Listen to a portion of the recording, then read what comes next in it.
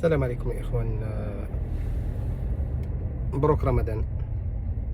ما كنتش نظن بان ندير شي فيديو في هذا رمضان هذا، ولكن على ما تنتوصلوا به من اخبار من المغرب وكذلك تدخلات ديال بعض الاشخاص اللي تيقول لك خاصكم تهضروا كصحفيين تهضروا في هذا الموضوع هذا. دونك الموضوع راه باين، المغرب ولا متعلق دابا حاليا بغلاء المعيشه. كاينين الناس اللي في المغرب ما لاقينش ما ياكلوا، واحد كاين اللي تيشد 2500 درهم، كاين اللي تيشد 2000 درهم في الشهر. 2500 درهم اش غدير لك باش تمشي تشري حتى البطاطا ولا مطيشه ب 300 ريال الكيلو؟ اش غدير لك؟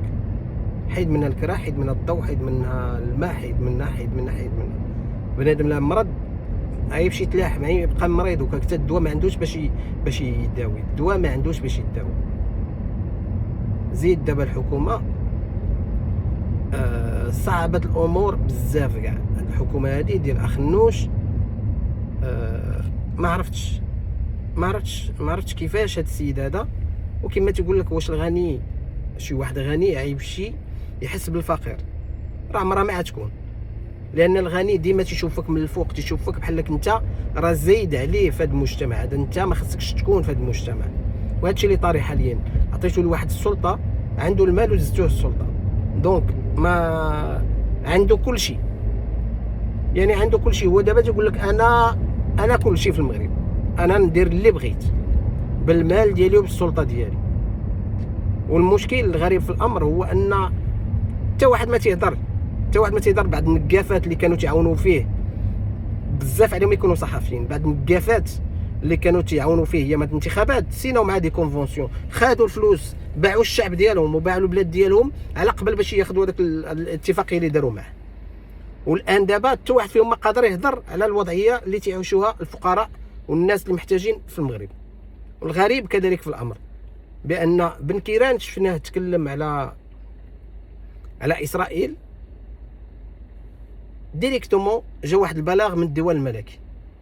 دابا المغرب الشعب كامل تيهضر على غلاء المعيشه، فينا هو هذا البلاغ ديال الديوان الملكي؟ علاش الديوان الملكي ما هضرش، ما صيفطوا حتى شي حاجه؟ علاش؟ باسكو تتهضروا عير على داكشي اللي تتبغيو، ولا تيوصلكم عير داكشي اللي تتبغيو. راه الناس دابا راه مضروبه فيها حتى ساكته. وزيدون دابا الناس راه بديتو تتقلبوا ماشي على ربيع هذاك الشيء ديال 2010 و2011، راه تتقلبوا عليه دابا. راه لا بقات تناض شي حيحه في المغرب راه ما عاد طفيوهاش. الان خاص الملك خاصو يتدخل، لان هذا الشيء راه بزاف. لان ولينا تنشوفوا، ما تقولوش بالخيرات ما كاينش الخيرات في المغرب ولا شنو، الخيرات موجوده. والدليل على ذلك بان هنا تنشوفوها برا، فين ما مشيتي فرنسا، فين ما مشيتي اي دوله اوروبيه تمشي تلقى المواد ديال المغرب تتباع هنا. وعال الفن حاجه الواعر، هذاك الشيء الواعر اللي تيتباع هنا. خليونا هذاك الشيء اللي زايد تيبقى في المغرب، هذاك الشيء الواعر اللي تيجي لاوروبا. ودابا الخيرات ديال المغرب تتباع برا، ديروا بعد الاكتفاء الذاتي في المغرب. البطاطا ولا البصله ولا الليمون ولا شنو، الليمون اللي تيتباع هنا باورو داير تماك 160 ريال، خاصك تبيعو ب 40 ريال.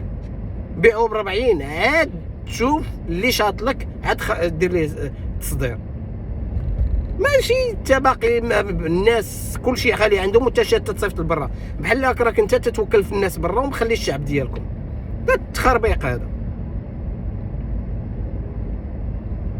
وزايدين هاب جايبين لك بلد زراعي وفلاحي وشحال من راس ديال الابقار وشحال من راس ديال الاغنام، وفي الاخر غاديين تيستوردوا قال لك الابقار ولا ما عرفت شنو هما هذوك، كاين نوعين راس ما عرفت شي راس هذيك جايبينها من البرازيل. واش دعوه الله المغرب خاصو باش تمشي تستورد ليه انت شي حاجه من البرازيل ولا شي اتفاقيه؟ هذيك تنظن شي اتفاقيه كيما مولفين خدام الدوله بحال اللي داروا في اراضي ديال خدام الدوله، ولا شي اتفاقيه وقالوا لهم اجي نبيعوا لكم هاد التخربيقه هذه، ما عرفت شنو هو هذاك قاموس ولا شنو، نبيعوا لكم بواحد الثمن وبيعوه نتوما دخلوه لكم للمغرب، وداروا هذيك الاتفاقيه دخلوها في اتفاقيات اخرين. والمشكل لا حتى واحد ما تيهضر، المشكل بان حتى واحد ما تيهضر. المشكل هو ان حتى واحد ما تيهضر في هذيك البلاد. حتى واحد. دابا راه خلاوها الاخرين، راه وصلات الضربه ماشي على العظم، راه اما فيقوا ولا راكم عاد توديو كاملين. راه المغاربه راه تيصبروا، ولكن راه واحد النهار تينوضوا، نهار ينوضوا عاد تشوفوا شنو غيديروا، وديك الساعه اجي فكها اللي وحلتيها. تهلاو، الميساج راه وصل.